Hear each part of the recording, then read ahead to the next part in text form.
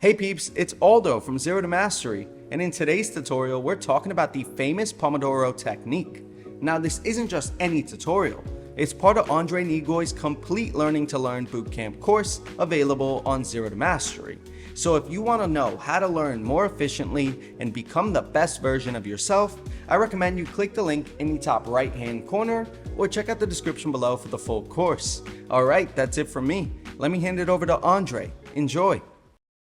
Let's talk about our first technique, and this is a good one. It's called the Pomodoro Technique.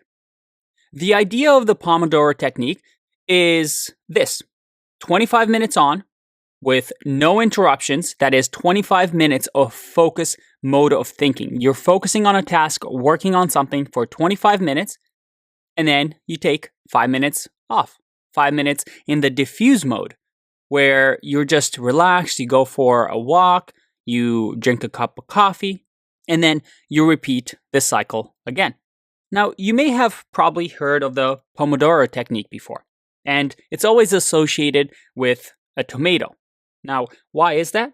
Well, as you can see, this method was actually developed by Francesco Cirillo in the late 1980s. And the idea of this technique was to break down our work into different intervals. And Francesco suggested 25 minutes in length and 5 minutes short break, and each interval is called a pomodoro. And pomodoro in Italian means tomato because it was mimicking this kitchen timer, which is often used with this method to remind you that the 25 minutes are up, 5 minutes are done. Now, the 25 minutes and 5 minutes isn't a hard rule. If you want, you can do it for 30 minutes. You can do it for 10 minutes and 5 minutes. The idea is to do what we learned in the science section of the course, going between the focus mode and the diffuse mode and going back and forth, not overlearning and killing yourself while spending 3 hours straight on a task. Instead, taking those small breaks in between, spacing our learning, but going back between the focused and diffuse mode. And this Pomodoro technique is one of the best ways to tackle procrastination.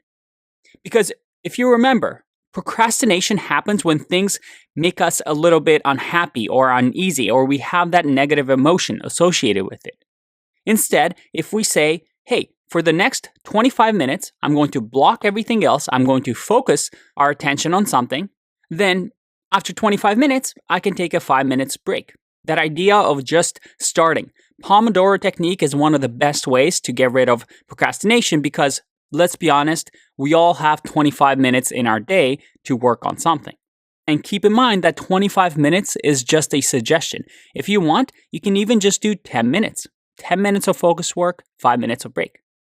It's all about finding what works for you. For me personally, I like the 25 minutes and 5 minute break.